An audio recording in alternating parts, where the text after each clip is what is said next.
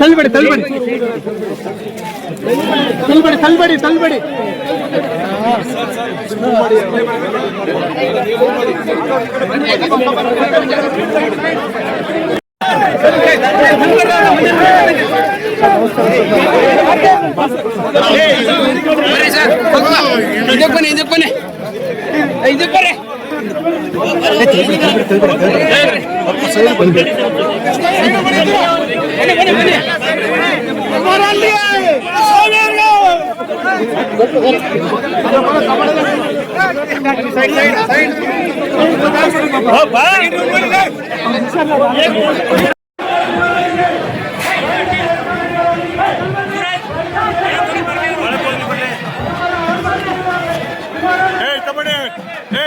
जीवनागो जीवनागो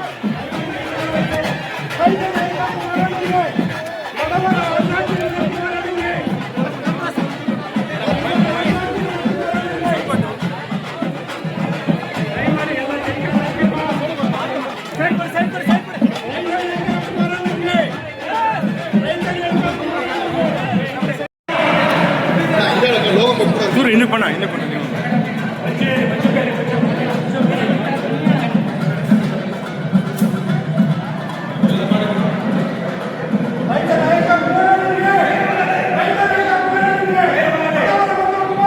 ಆ ಕಡೆ ಲೆಫ್ಟ್ ಏನ್ ಮಾಡಿ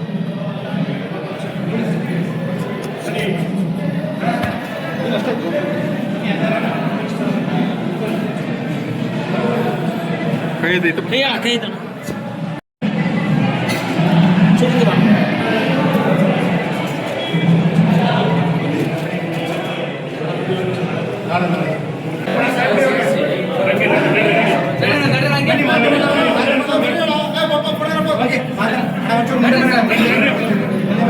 ಭರವಸೆಯಿಂದ ಈಡೇರಿಸತಕ್ಕಂತೆ ನಡೆದಿದ್ದೇವೆ ಅಂತ ಹೇಳಿ ಆ ವಿಷಯದಲ್ಲಿ ನನ್ನ ಸಹಕಾರ ಏನಿಲ್ಲ. 5 ಗ್ಯಾರಂಟಿಗಳ ಘೋಷಣೆಯೊಂದಿಗೆ 135 ಸ್ಥಾನಗಳನ್ನು ಪಡೆದು ಅದು ಆದರೆ ಅಧಿಕಾರಿಗಳು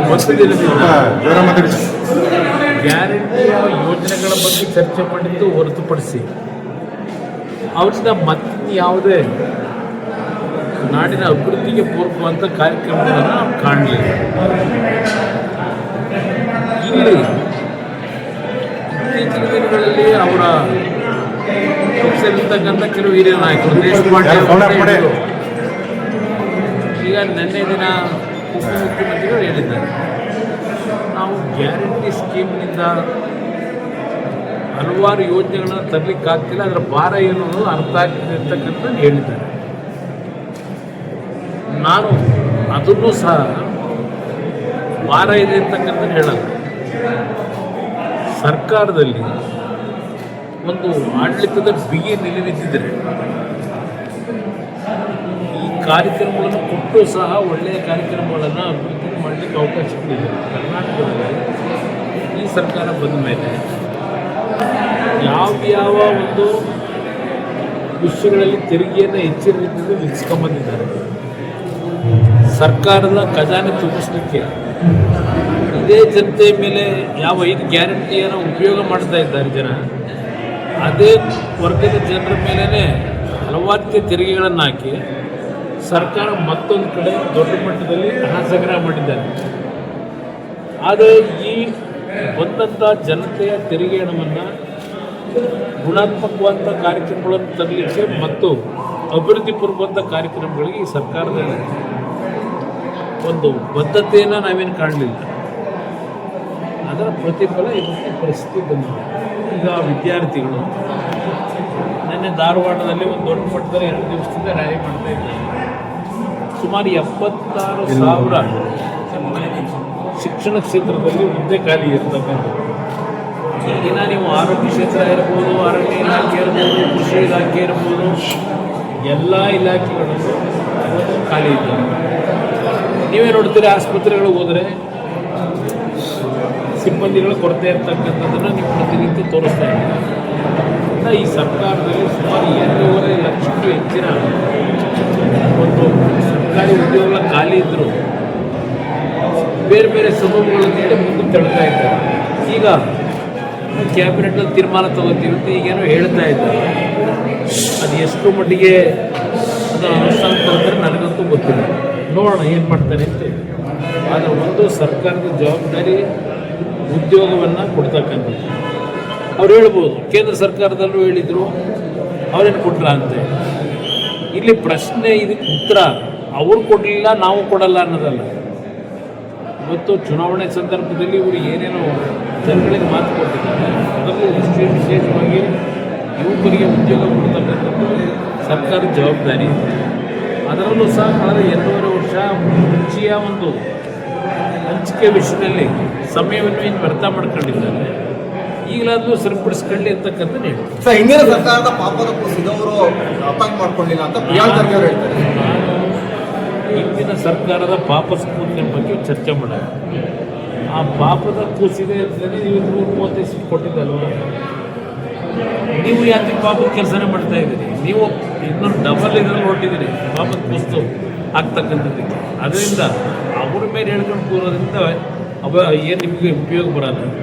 ಜನ ನಿಮ್ಗೆ ಓಟ್ ಹಾಕಿದ್ದೆ, ನೀವು ಒಳ್ಳೆ ಕೆಲಸ ಮಾಡಲಿ ಅಂತ ಓಟ್ ಹಾಕಿದ್ದಾರೆ. ಅದಕ್ಕೆ ಹಿಂದಿನ ಸರ್ಕಾರದ ಮೇಲೆ ಹೇಳ್ತಾ ಕೂತ್ಕೊಂಡ್ರೆ ಅದಕ್ಕೆ ಸಮಜಾಯಿಸಿನ? ಒಳ್ಳೆ ಕೆಲಸ ಮಾಡಿ. ಅವರು ನೇರವಾದಂತ ಆರೋಪ ಮಾಡ್ತಾ ಇದ್ದಾರೆ, ಏನು ಗುತ್ತಿಗೆದಾರಕ್ಕೆ ಬದುಕಕ್ಕೆ ಆಗ್ತಾ ಇಲ್ಲ, ರಾಜ್ಯ ಸರ್ಕಾರದ ಹಣ ಬಿಡುಗಡೆ ಮಾಡ್ತಾ ಇಲ್ಲ, 40% ಗಿಂತ ಅಧಿಕ ಕಮಿಷನ್ ವಸೂಲಿ ಮಾಡ್ತಾ ಇದ್ದಾರೆ ಅಂತ ನೇರವಾದ ಆರೋಪ. ಯಾಕಂದ್ರೆ ಪಟ್ಟಿ ಕೊಡ್ತೀವಿ, ಯಾರು ಶಾಸಕರದು ಹೋಗ್ತಿರ್ತಾರೆ. ಆ ಸಿಸ್ಟಮ್ಮು ಇತ್ತೀಚೆಗೆ ಭಾಳ ದೊಡ್ಡ ಮಟ್ಟದಲ್ಲಿ ಪ್ರಾರಂಭ ಆಗಿದೆ. ನಾನು ಇಲ್ಲ ಅಂತ ಹೇಳೋದು. ಯಾವ್ಯಾವ ರೀತಿಯಲ್ಲಿ ಈ ಕಮಿಷನ್ ದಂಧೆ ನಡೀತಿದೆ ಅಂತಕ್ಕಂಥದ್ದು ನನಗೆ ಮಾಹಿತಿ ಇದೆ. ನಾನು 2 ಬಾರಿ ರಾಜ್ಯದಲ್ಲಿ ಮುಖ್ಯಮಂತ್ರಿ ಆಗಿ 2ನೇ ಬಾರಿ ಮುಖ್ಯಮಂತ್ರಿ ಆದಾಗ ಯಾವ ಥರ ಈ ಒಂದು ವ್ಯವಸ್ಥೆಗಳು ನಡೀತಾ ಇದೆ ಅಂತಕ್ಕಂಥದ್ದು ನನಗೂ ಅರಿವಾಗಿದೆ. ನಾನು ಮುಖ್ಯಮಂತ್ರಿ ಇದ್ದಾಗ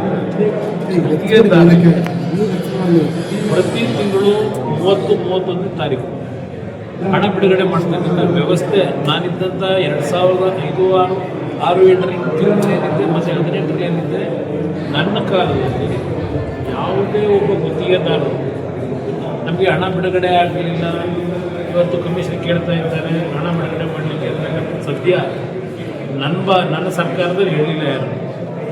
ಈಗ ಇದೆಲ್ಲ ಏನು ನಡೀತಾ ಇದೆ. ಸರ್ಕಾರ ಇವತ್ತು ಹಲವಾರು ಕುಟುಂಬಗಳಲ್ಲಿ ಗುತ್ತಿಗೆದಾರರು ಸೂಸೈಡ್ ಮಾಡ್ಕೊಳ್ಳೋ ಪರಿಸ್ಥಿತಿ ಬಂದಿದ್ದಾರೆ.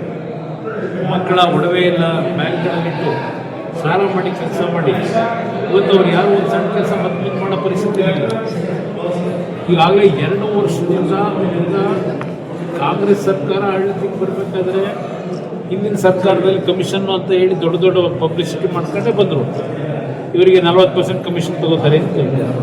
ನೀವು 2.5 ವರ್ಷದಲ್ಲಿ ನೀವು ಮಾಡ್ತಿರೋದು ಅದು ಹಳೆಯ ಕಾಲದ್ದು, ಅವ್ರ ಕಾಲದ್ದು ಸಾಲ ನಾವು ತೀರಿಸಬೇಕಾಗಿದೆ. ನೀವು ಮುಖ್ಯಮಂತ್ರಿಯಾಗಿ 2013ರಲ್ಲಿ ಕೊನೆಯ ಹಂತದಲ್ಲಿ ಚುನಾವಣೆಗೆ ಹೋಗಬೇಕಾದ್ರೆ ಹಣನೇ ಇಲ್ಲದೆ ಸರ್ಕಾರದಲ್ಲಿ ಎಷ್ಟೆಷ್ಟು ಇಲಾಖೆಗಳಲ್ಲಿ ಇವತ್ತು ಕೆಲಸ ಮಾಡ್ತಕ್ಕಂಥ ಘೋಷಣೆ ಮಾಡಿ ಯಾವ ಒಂದು ಇದು ಫೈನಾನ್ಸ್ನ ಅನುಮತಿ ಇಲ್ಲದೆ, ಜಿಯೋ ಇಶ್ಯೂ ಇಲ್ಲದೆ, ಸರ್ಕಾರದ ಆಡಳಿತಾತ್ಮಕ ಮಂಜೂರಾತಿ ಇಲ್ಲದೆ ಎಲ್ಲೆಲ್ಲಿ ನೀವು ಕೆಲಸ ಮಾಡಿದ್ರಿ ಅದು ನನ್ನ ಹತ್ರ ಮಾಹಿತಿ ಇದೆ. ಈ ಸಿಸ್ಟಮ್ಮು ನೀವು ಪ್ರಾರಂಭ ಮಾಡಿದ್ರಿ, ಅದನ್ನು ಮುಂದುವರ್ಸ್ಕೊಂಡು ಹೊರಟಿದ್ದಾರೆ. ಇದು ಸರಿಪಡಿಸ್ಕೊಳ್ಳಿದ್ರೆ ಮುಂದೆ ಯಾವ ರೀತಿ ಇದನ್ನು ಸರಿಪಡಿಸಿ ಒಂದು ರಾಜ್ಯದ ಗೌರವ ಉಳಿಸ್ಕೊತೀರಿ ಅನ್ನೋದು ಮುಖ್ಯ.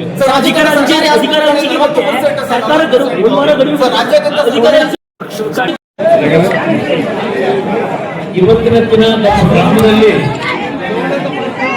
ಶ್ರೀ ಶಿವಲಿಂಗ ಮತ್ತು ಗಣಪತಿ ದೇವರುಗಳ ಪ್ರತಿಷ್ಠಾಪನೆ ವಿಮಾನ ಗೋಪುರದ ಕಳಶ ಆರೋಹಣದ ಮಹೋತ್ಸವದ ಆಹ್ವಾನವೇನಿದೆ, ದಯವಿಟ್ಟು ನಿಮ್ಮಲ್ಲಿ ನಾನು ಪ್ರಥಮವಾಗಿ ಕ್ಷಮೆ ಕೋರುತ್ತೇನೆ.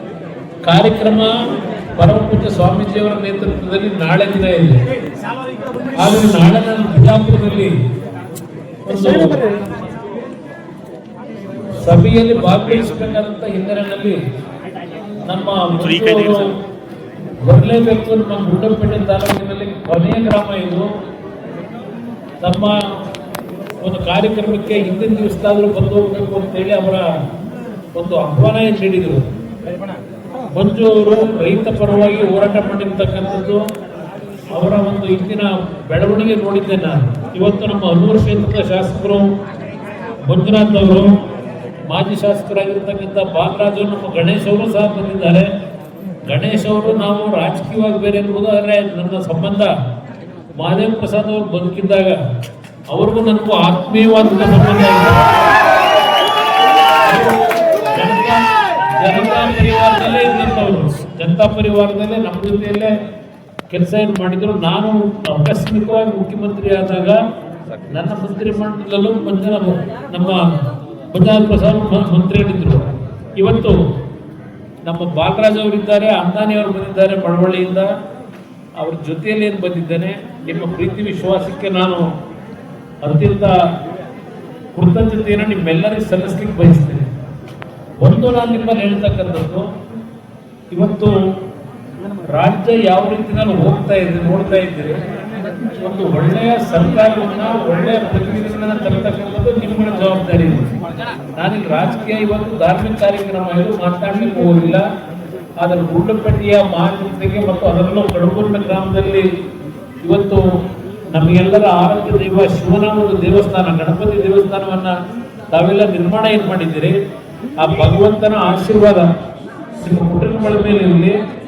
ಒಂದು ವಿಶೇಷವಾಗಿ ನಾನು ನಿಮ್ಮಲ್ಲಿ ಮನವಿ ಮಾಡೋದು, ದೇಶ ಇವತ್ತು ದೊಡ್ಡ ಮಟ್ಟದಲ್ಲಿ ಬೆಳೀತಾ ಇದೆ. ವಿಶ್ವಕ್ಕೆ ಇವತ್ತು ಸರಿಸಾಟಿಯಾಗಿ ನಮ್ಮ ದೇಶ ಇವತ್ತು ಪ್ರತಿಸ್ಪರ್ಧೆಯನ್ನು ಹೊಂದಿದ್ದೇವೆ.